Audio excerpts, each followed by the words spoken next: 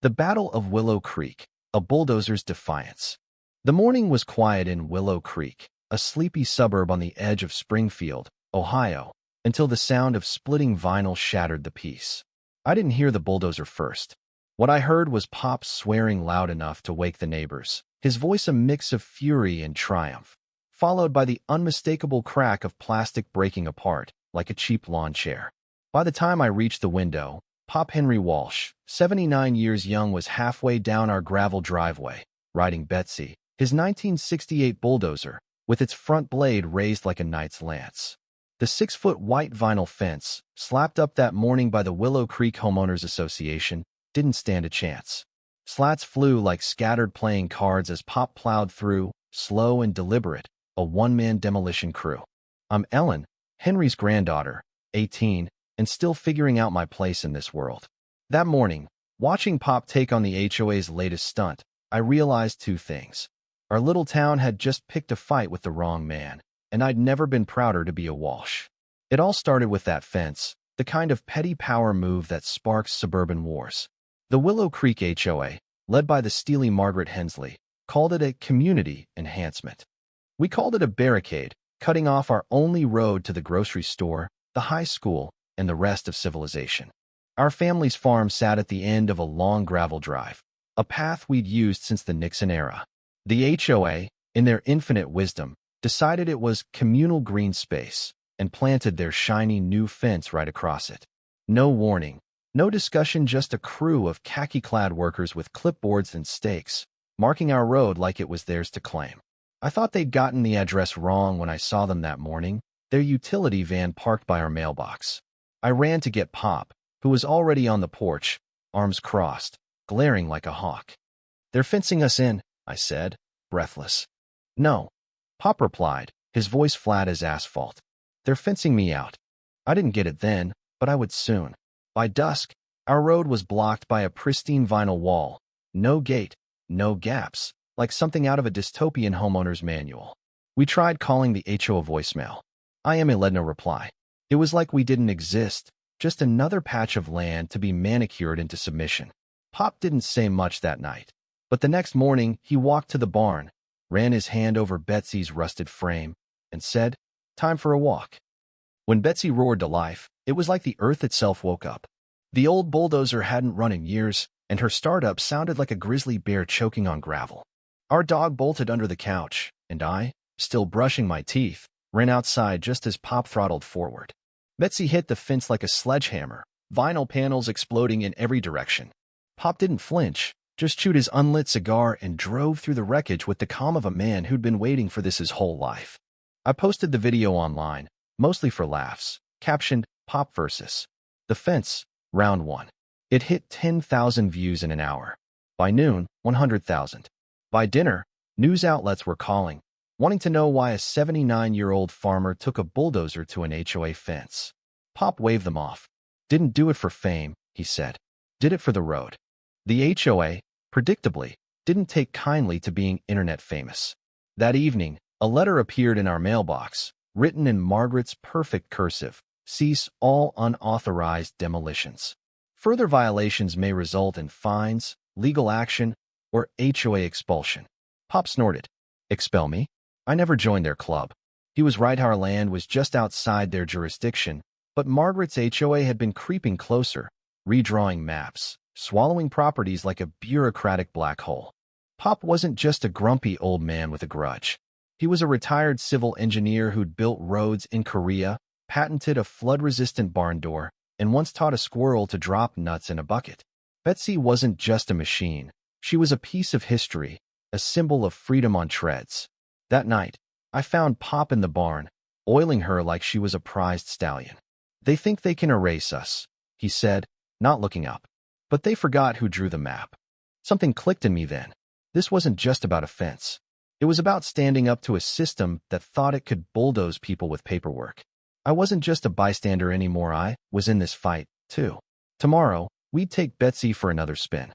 The next day, Willow Creek was buzzing. The fence incident had spread to every coffee shop, book club, and Facebook group in town. People were either appalled or thrilled, depending on whether they owned a Prius or a pickup. Pop became a folk hero overnight. He didn't care about trending, but he did enjoy the free coffee at the diner. It's for standing up for decency, he claimed. I think it was because the viral gif of him squinting through flying fence shards was too good to ignore. The HOA called an emergency meeting at the community center, a place that smelled of air freshener and quiet resentment. Pop skipped it, saying he had to liberate the lawnmower from tyranny. So I went, curious to see the faces behind the bylaws. Margaret Hensley presided like a queen, her silver hair gleaming, her smile sharp enough to cut glass. She banged a gavel and declared, "Henry Walsh has committed an act of defiance against our shared values." Shared values meant trespassing and fencing off private roads. I tried to speak, but Margaret shut me down with a look that could curdle milk. The board voted on new rules: no heavy machinery within 300 feet of HOA property, noise limits at 40 decibels, and a bizarre ban on unauthorized gravel movement. They called it the Betsy Clause. I called it nonsense. When I told Pop, he didn't yell. He laughed, a deep, wheezy sound that shook the barn. "They think I care about their rules," he said. "I built a dam with a welder and a wheelbarrow. I don't lose to a clipboard." That afternoon, he mowed the lawn in patterns that spelled out, "HOA sucks," in foot-high letters. A neighbor's drone caught it, and the footage went viral. Reporters showed up again. Pop threatened to hose them if they touched his tomatoes. The HOA doubled down, building 2 new fences on either side of the original, turning our road into a plastic labyrinth. It took 20 minutes to get to the post office now. I mapped it out and realized they'd built a spiral, like some suburban Stonehenge. Pop wasn't fazed. "If they want a maze," he said, "I'll be the bull." Every morning, he drove Betsy in slow laps around the fences, blasting Johnny Cash from a megaphone. He'd wave, honk 3 times, one for defiance, one for the Constitution, one for Margaret's scowl. We started leaving donuts on the fence posts, just for kicks. Then the neighbors joined in. One morning, there were 42 donuts and a bagel with "freedom" written in cream cheese. The town was shifting. People were tired of the HOA's overreach. Whispers at the hardware store, eye rolls at town hall. Pop's rebellion was catching on. He didn't want a movement, just his road back, but he was becoming a symbol of something bigger, a reminder that not every blade of grass needs a rulebook. The donuts on the fence posts were just the start. Willow Creek was waking up, and Pop's bulldozer stunt had lit a spark. But the HOA wasn't about to let a few pastries and a viral video derail their plans. A week after the first fence fell, a certified letter arrived, gold embossed and addressed to the Walsh residents, illegal bulldozer zone.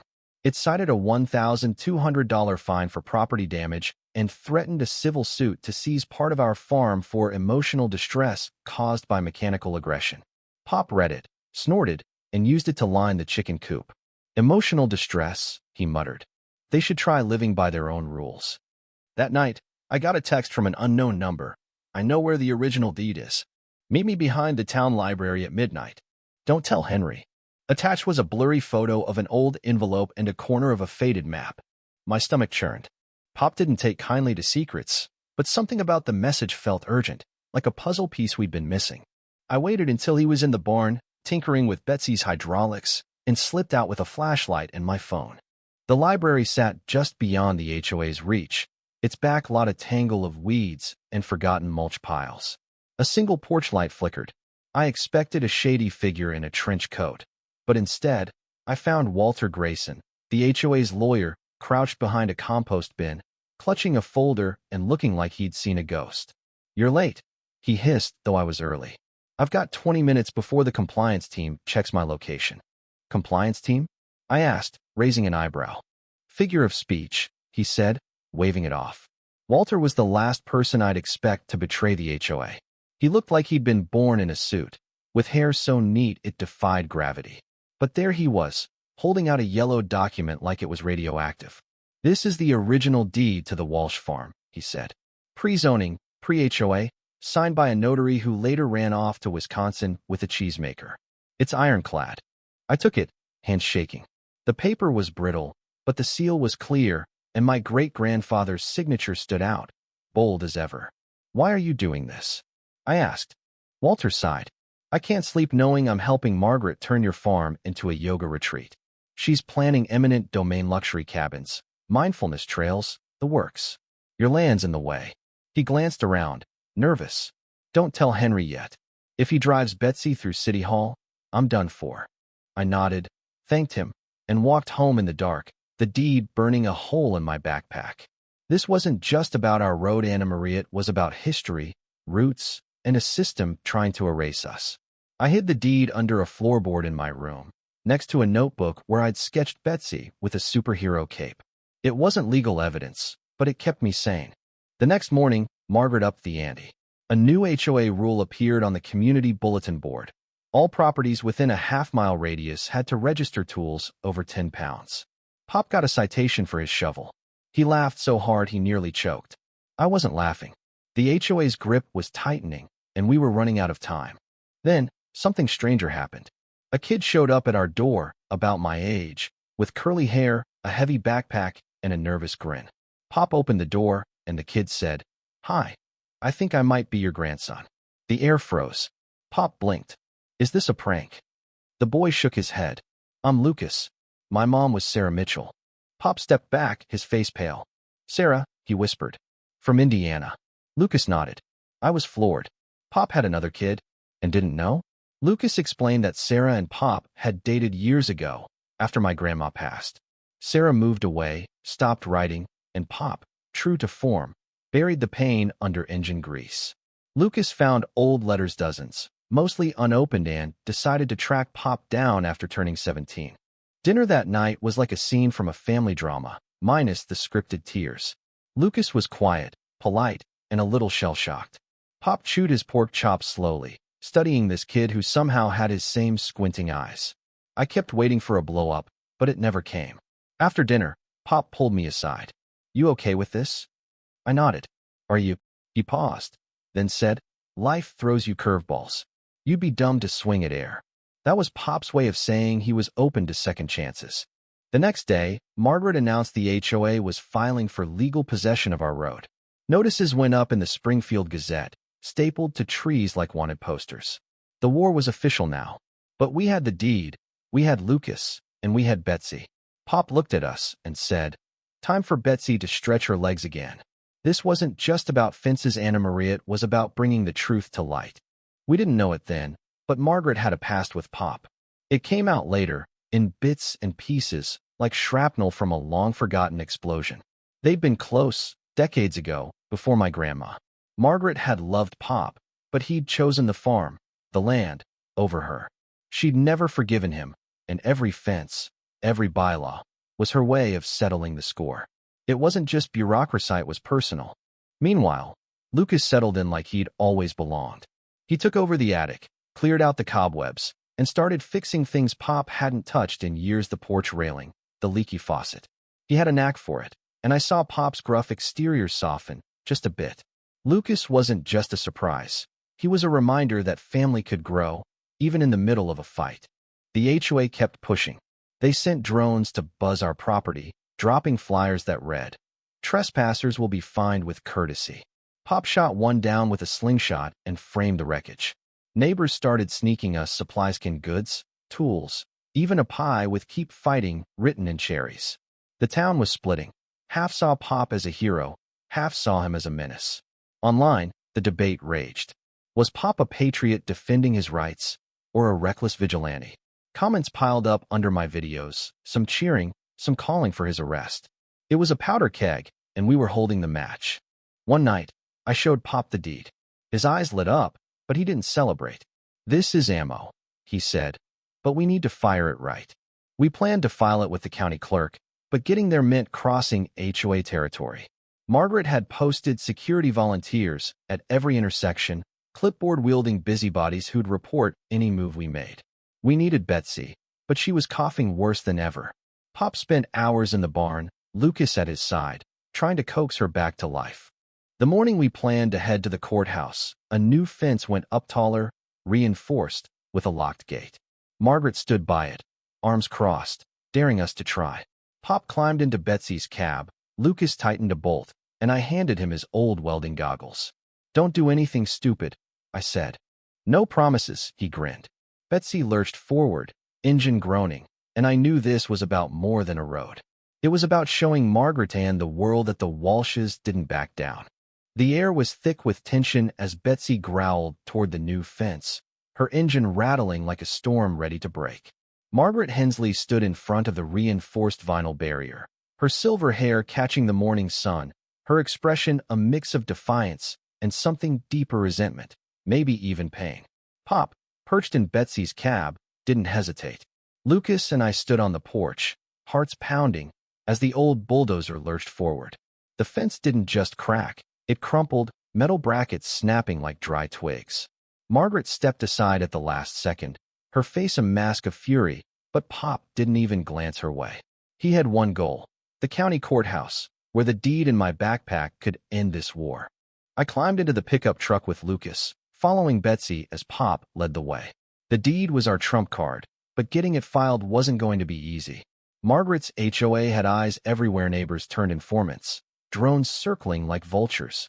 Online, the debate was raging hotter than ever. My latest video, Pop Takes on the HOA, Round 2, had hit 1 million views, and the comments were a battleground. Some called Pop a hero, others a lawless thug. This is why HOAs exist to stop lunatics like him, one user wrote. Another replied, he's fighting for his home. What's your excuse? The controversy was fuel, keeping the story alive, but it also meant every move we made was under a microscope. Halfway to town, trouble hit. Betsy started coughing, a deep, mechanical wheeze that made my stomach drop.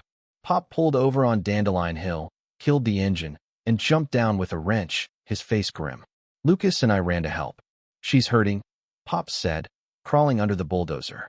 Radiators cracked. She won't make it much farther. Lucas held the flashlight, his jaw tight, while I clutched the deed, praying to whatever gods watch over old machines and stubborn farmers. 10 minutes later, Pop emerged, grease streaked across his face like war paint. She's done, he said, voice low. Overheats by the next mile. We can't stop now, Lucas said, his voice cracking. We're so close. We don't need Betsy to file the deed, I said, but Pop shook his head. This ain't just about papers, he said, gesturing to the broken machine. It's about showing them we don't quit. If we walk away now, they'll twist it into their story crazy old man gives up. Betsy says we fight, even when we're losing. Lucas was quiet, then said, what if Betsy isn't the only one who can walk? That's how we ended up pushing a 10-ton bulldozer down Dandelion Hill, inch by agonizing inch. Pop steered, Lucas and I leaned into the treads, muscles burning. Cars slowed, drivers honking, some in annoyance, others in support. A guy in a pickup tossed us a Gatorade. A woman shouted, give him hell, Henry. The town wasn't just watching, they were joining in. By the time we crested the final hill, the courthouse in sight, a small crowd had gathered, cheering us on. It felt like a scene from a movie, but the stakes were real. Margaret was waiting in the courthouse parking lot, standing by a black SUV with a new posse of HOA board members in matching navy blazers. She looked less like a dictator and more like a corporate exec who'd just lost a deal. Henry, she called, her voice smooth but sharp. You're making a fool of yourself. Been called worse, Pop replied, wiping sweat from his brow. I can offer a deal, she said. Shared access, no fines. Drop the deed, and we call it even. Pop stared at her, his eyes like a storm sizing up a flagpole. You used to be reasonable, Margaret, she pressed. Remember the summer fairs? The lake picnics. Lucas whispered to me. What's she talking about? I shrugged, but Pop's face changed, tired, heavy, like he was carrying a ghost. You built a fence across my road, he said softly. That road's my life. Margaret's mask slipped, just for a second. I tried to stop it, she said. But you started this war with that bulldozer, and I had to respond. Lucas stepped forward. You mean you had to win? Her eyes flicked to him, then to me. You don't get it, she said, her voice low. Your grandfather left me 35 years ago. Said he loved this land more than I. I didn't even get a goodbye, just silence. I've been cleaning up his messes ever since. The truth hit like a punch. This wasn't just about bylaws or property lines. It was a broken heart turned into a vendetta, dressed up in HOA letterhead. Pop took a deep breath. I didn't write because I thought you deserved better, he said. And I was right.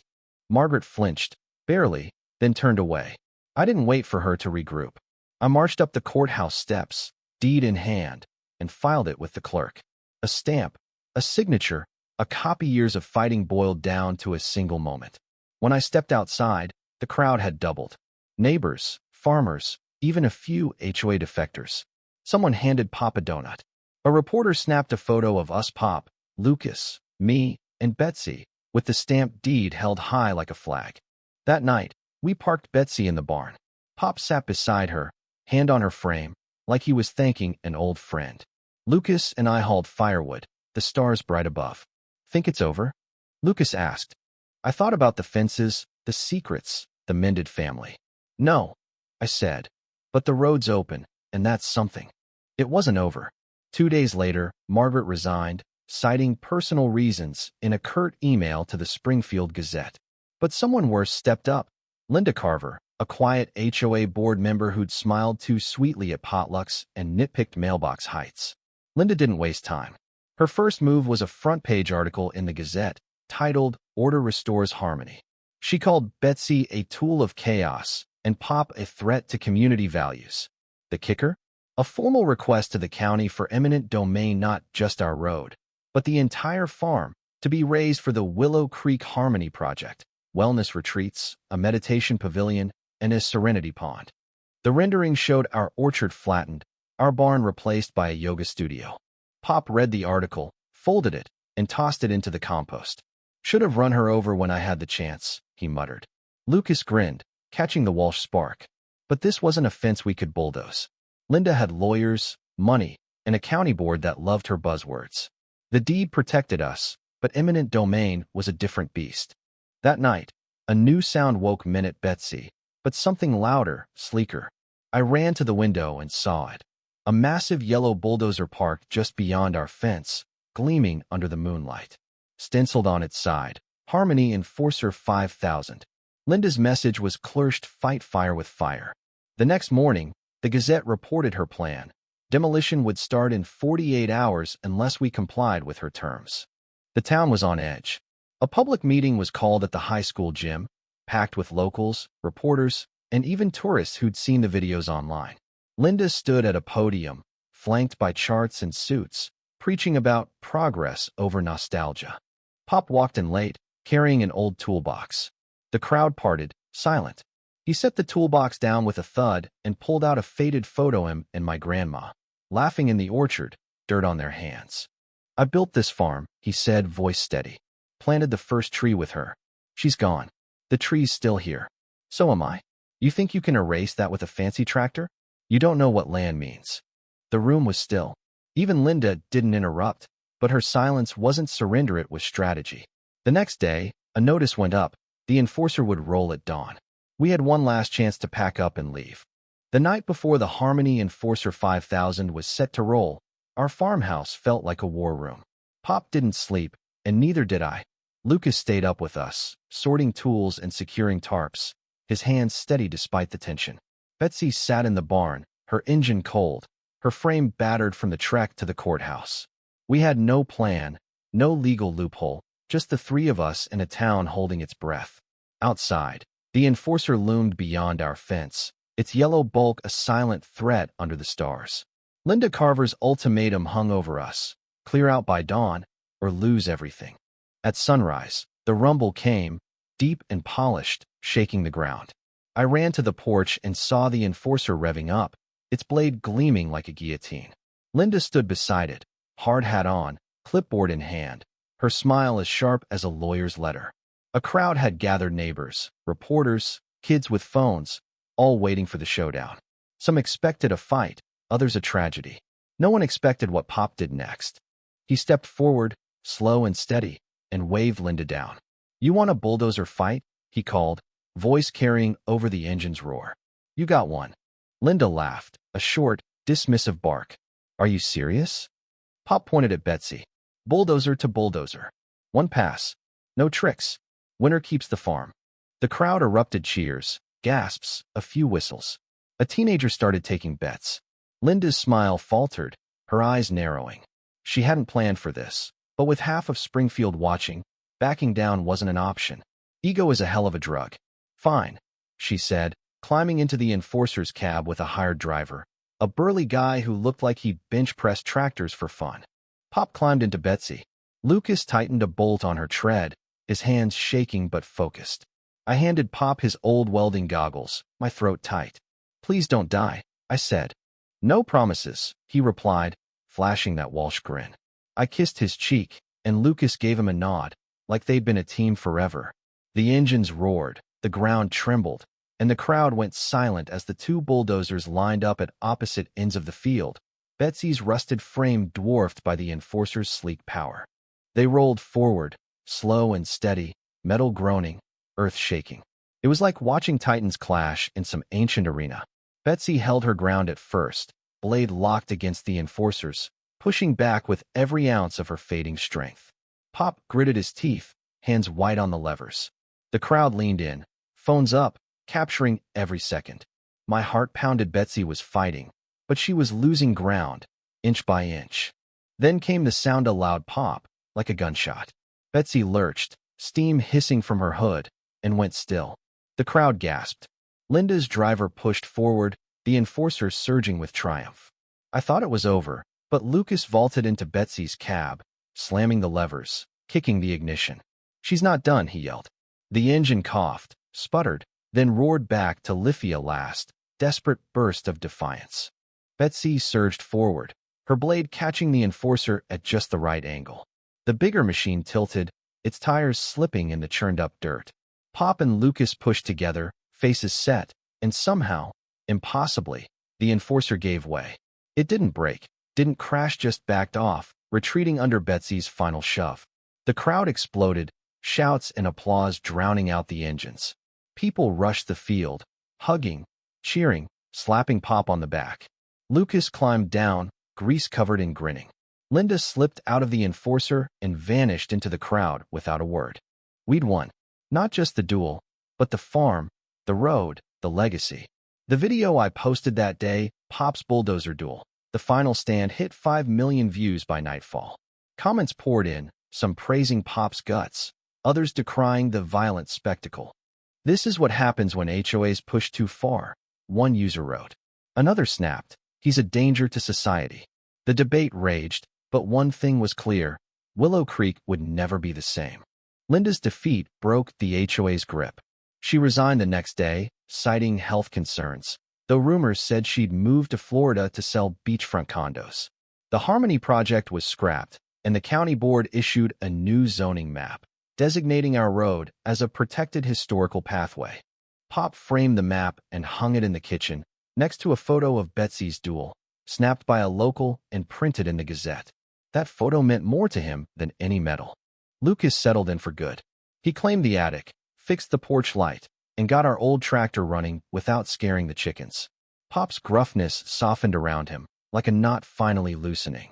They'd work in the barn together, trading tools and stories, building something beyond just fences. I saw it in Pop's eyes. Lucas wasn't just a surprise. He was a second chance, a piece of family he hadn't known he needed. Spring came, muddy and bright. The orchard bloomed, the creek thawed, and one sunny afternoon, the mayor stopped by with a plaque declaring the Walsh farm a heritage site, safe from development forever. Pop held it up like a trophy, then used it to prop up a wobbly table leg. That was his way, practical, mischievous, and true. I got into engineering school, the same one Pop had turned down after Korea. He didn't say much when I told him, just handed me a wrench and said, "You'll need this more than a pencil." It was an old joke, but it felt like a blessing.